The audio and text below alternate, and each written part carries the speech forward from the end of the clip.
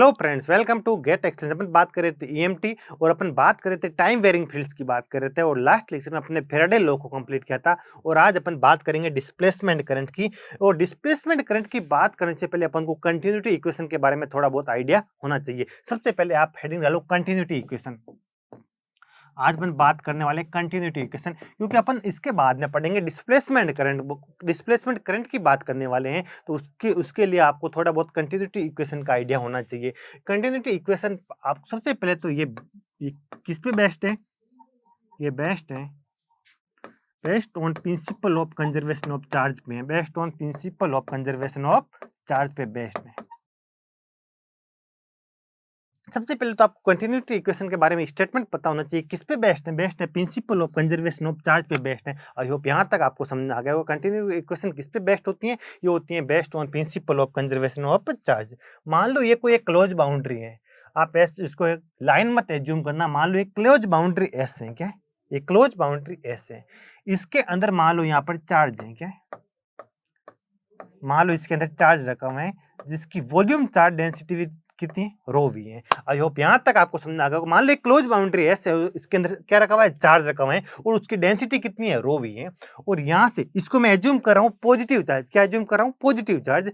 ये अपना positive charge है, इसकी डेंसिटी कितनी है? रो वी है। और ये अंदर से बाहर की ओर क्या कर रहा है? निकल रहा है। अंदर से बाहर की ओर चार्ज क्या हो रहा है? फ्लो हो रहा है। तो बताओ, अगर पॉजिटिव चार्ज अंदर से बाहर फ्लो होगा तो मेरी करंट भी तो अंदर से बाहर की ओर फ्लो होगी। बिल्कुल। आई भी क्या होगी? आउट होगी या नहीं होगी? बिल्कुल। आई होप यहाँ तक आपको समझ आ गया होगा कि एक क्लोज बाउंड्री एस है, उसके अंदर चार्ज है जिसकी डेंसिटी रो वी है और वो अंदर से बाहर की ओर फ्लो हो रहा है, इस बाउंड्री को क्रॉस करके बाहर की ओर जा रहा है। तो इससे कितनी करंट फ्लो होगी? आई आउट, क्योंकि पॉजिटिव चार्ज है और पॉजिटिव चार्ज की डायरेक्शन में ही करंट फ्लो होती है। तो करंट की वैल्यू कितनी होगी? आई आउट होगी। और अपन को अगर करंट डेंसिटी के टर्म में अपन को बताना है तो करंट डेंसिटी के टर्म में कितना हो जाएगा? जे डॉट डी एस होता है नहीं होता? बिल्कुल होता है। ये तो होती है करंट की वैल्यू। ये हो जाएगी अपन की वॉल्यूम करंट डेंसिटी कितनी होगी? जे होगी और ये क्या होगी? डीएस होगी। इसकी unit ampere per metre square होती है इनटू मीटर होती है। तो इससे आपस में कैंसिल होकर एम्पियर इक्वल टू एम्पियर हो जाता है। आई होप यहाँ तक आपको पता होना चाहिए आई की वैल्यू किसके इक्वल होती है? जे डॉट डीएस के। यहाँ तक आई होप आपको समझ आ गया होगा। तब कंटिन्यूटी इक्वेशन क्या बोलती है? ये जो आई आउट है ना, इस आई आउट की वैल्यू एक अपनी कंटिन्यूटी इक्वेशन क्या कहती है? ये आउट है ना, मान लो इसके अंदर टोटल चार्ज कितना है? क्यू इन है। कितना चार्ज है? टोटल चार्ज अगर मैंने एज्यूम कर लिया क्यू इन है, तो मेरे को बताओ क्यू इन की वैल्यू किसके इक्वल होगी? तो आप आसानी से बता सकते हो। आपको अगर वॉल्यूम चार्ज दे रखा है, volume charge density rho V दे रखा है, तो rho V D V over the volume V, इसकी वैल्यू क्यू इन के इक्वल होगी या नहीं होगी? बिल्कुल। तो इसने बोला कि आई आउट की वैल्यू हो जाएगी D Q in upon D T with negative sign, क्योंकि टाइम के साथ क्या हो रहा है? क्यू इन में क्या हो रहा है? डिक्रीमेंट हो रहा है। तो ये तो क्या हो जाएगी? नेगेटिव हो जाएगी। और करंट अपनी आई आउट क्या है? पॉजिटिव करंट है। तो पॉजिटिव को बैलेंस करने के लिए नेगेटिव साइन यूज करना पड़ेगा ही पड़ेगा। आई होप यहां तक आपको समझ आ गया होगा। अब अगर मैं आई आउट की जगह इस इक्वेशन को पुटअप करूंगा तो मेरे को कितना मिलेगा? आई आउट किसके इक्वल था?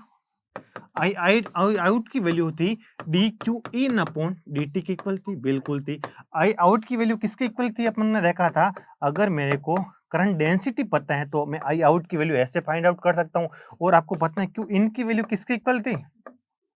अगर मेरे को वॉल्यूम चार्ज डेंसिटी गिवन है तो ये रो वी डी वी के इक्वल थी। बिल्कुल थी। यहां तक आई होप आपको समझ आ गया होगा। और अगर इधर मैं डाइवर्जेंस थ्योरम यूज करता हूं तो डाइवर्जेंस थ्योरम क्या बोलती है?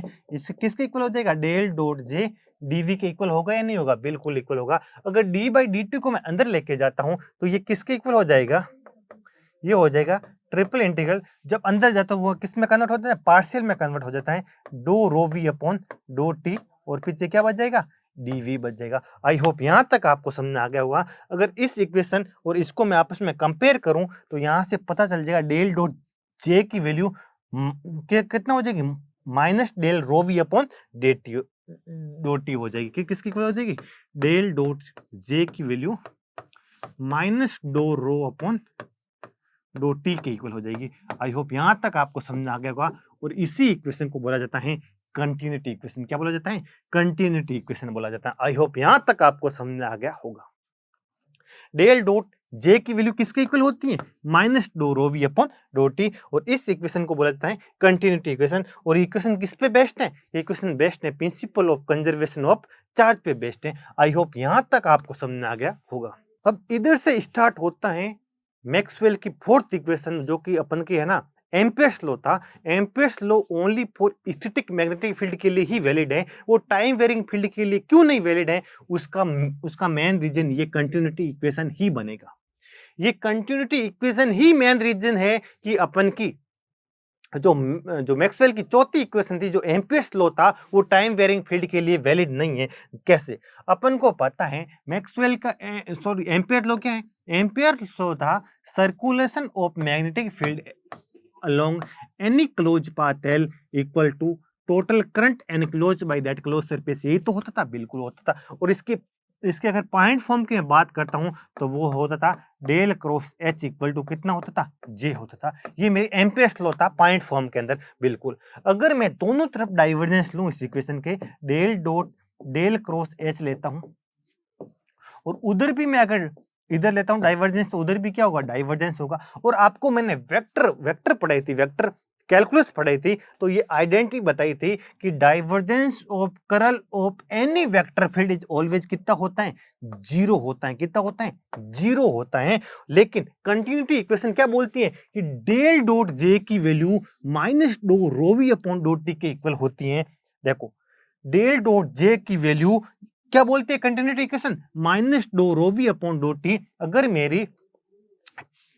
मेरी टाइम वेरिंग सिचुएशन है, टाइम वेरिंग कंडीशन है, तो डेल डॉट जे की वैल्यू तो कभी जीरो हो ही नहीं पाएगी। आई होप यहां तक आपको समझ आ गया। अगर मेरी सिचुएशन टाइम वेरिंग है तो डेल डॉट जे की वैल्यू तो कभी जीरो के इक्वल हो नहीं पाएगी। लेकिन ये वेक्टर कैलकुलस की आइडेंटिटी है, और इसके हिसाब से कितना मिल रहा है अपन को, जीरो मिल रहा है। और कंटिन्यूटी इक्वेशन क्या बोलती है, del dot J equal to minus do rho V upon do T के इक्वल होती है। ये अपन की कंटिन्यूटी इक्वेशन है। और कंटिन्यूटी इक्वेशन के हिसाब से मैं कह सकता हूं टाइम वेरिंग सिचुएशन के लिए डेल डॉट जे की वैल्यू तो कभी जीरो होगी नहीं, जबकि ये आइडेंटिटी बोलती है जीरो होगी। तो इस टाइम मैक्सवेल ने अपना सबसे अच्छा कंट्रीब्यूशन यही दिया। उसने क्या बोल दिया कि आप ये डेल क्रॉस एच है, आप बोल रहे हो जे, ये सिंपली जे मतलब कंडक्शन करंट डेंसिटी। सिंपली अपन जो भी करंट की बात की अभी तक वो सब कंडक्शन करंट डेंसिटी ही है।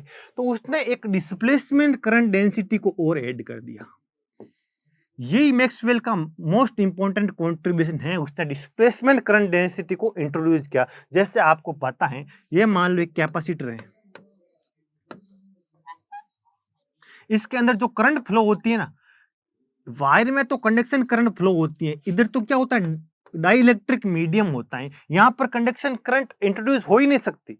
किसी डाइलेक्ट्रिक मीडियम के अंदर कंडक्शन करंट थोड़ी ना फ्लो होती है, उसके अंदर तो डिस्प्लेसमेंट करंट फ्लो होगी। और उस डिस्प्लेसमेंट करंट का यहाँ पर कंडक्शन करंट मान लो IC है, तो यहाँ डिस्प्लेसमेंट करंट होगी ID, और IC की वैल्यू ID के इक्वल होगी in the case of capacitor. ये जो डिस्प्लेसमेंट करंट है, जो कैपेसिटर की प्लेटों के बीच में करंट फ्लो होती है, जो एक डाइलेक्ट्रिक मीडियम के अंदर जो करंट फ्लो होती है, उसको डिस्प्लेसमेंट करंट बोलते हैं, और इसको JD बोलते हैं। और ये अपन की मैक्सवेल की फोर्थ इक्वेशन में जब मेरी फील्ड है ना टाइम वेरिंग फील्ड होगी, तो ये चौथा टर्म क्या हो जाएगा, इंट्रोड्यूस हो जाएगा। आई होप यहां तक आपको समझ आ गया होगा। और अगर इसकी अपन को वैल्यू फाइंड आउट करना है तो सिंपली कुछ मत करो, अब आप क्या कर लो, दोनों तरफ इसके डाइवर्जेंस ले लो। क्या ले लो, डाइवर्जेंस ले लो। तो इधर लूंगा तो क्या कितना हो जाएगा, del dot J plus del dot कितना हो जाएगा, जेडी होगा या नहीं होगा, बिल्कुल। और आपको पता है divergence of curl of any vector field always कितना होता है,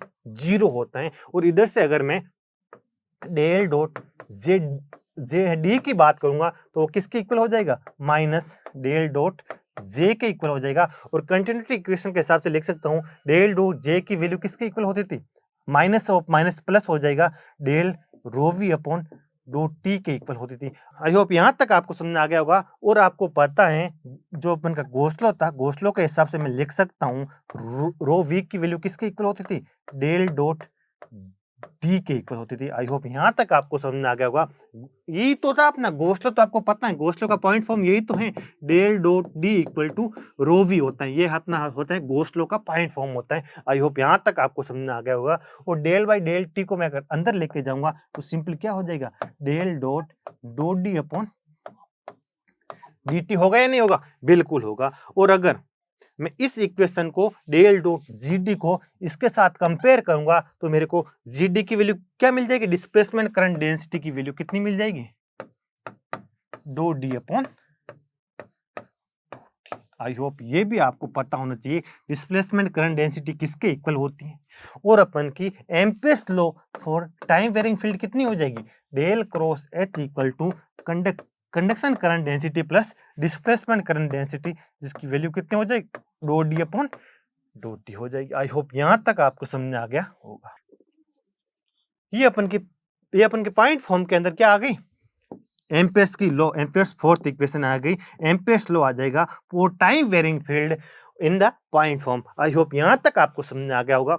ये अपन की मैक्सवेल इक्वेशन कंप्लीट होती है for time varying field. I hope आपको समझना आ गया होगा कहां पर गलती हो रही है। कंटिन्यूटी इक्वेशन ने क्या बोल दिया कि टाइम वेरिंग सिचुएशन के लिए डेल डॉट जे की वैल्यू यानी इन करंट डेंसिटी के डाइवर्जेंस की वैल्यू कभी जीरो हो ही नहीं पाएगी। तो मैक्सवेल ने अपना एक डिस्प्लेसमेंट करंट डेंसिटी जेडी को इंट्रोड्यूस किया।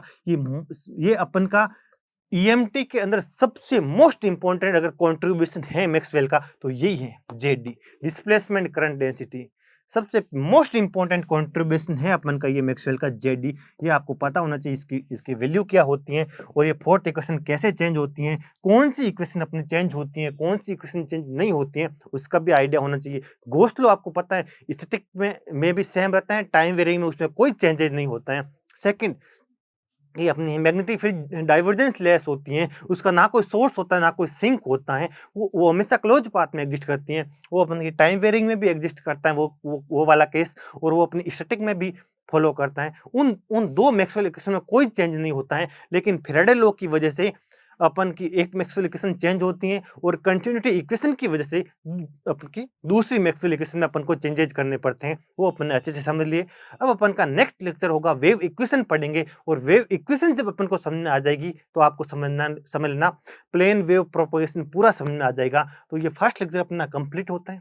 अब अपन अगले लेक्चर से पढ़ेंगे प्लेन वेव यानी वेव इक्वेशन पढ़ेंगे, फिर अपन पढ़ेंगे यूनिफॉर्म प्लेन वेव पढ़ेंगे। बहुत डिटेल से पढ़ने वाले हैं, पोलराइजेशन, पॉइंटिंग वेक्टर और रिफ्लेक्शन रिफ्रैक्शन सारी केस बहुत डिटेल से समझेंगे। एक बहुत डिटेल से एक और प्रीवियस ईयर तो मैं अलग से कराऊंगा। पूरे प्रीवियस 15 ईयर के क्वेश्चन अपन पूरे करने वाले हैं, चाहे वो मैक्सवेल इक्वेशन के हो चाहे वेव प्रोपगेशन के हो, सारे पिछले 15 ईयर्स के सारे क्वेश्चन करने वाले हैं। तो इस लेक्चर के लिए इतना ही। तो थैंक यू सो मच।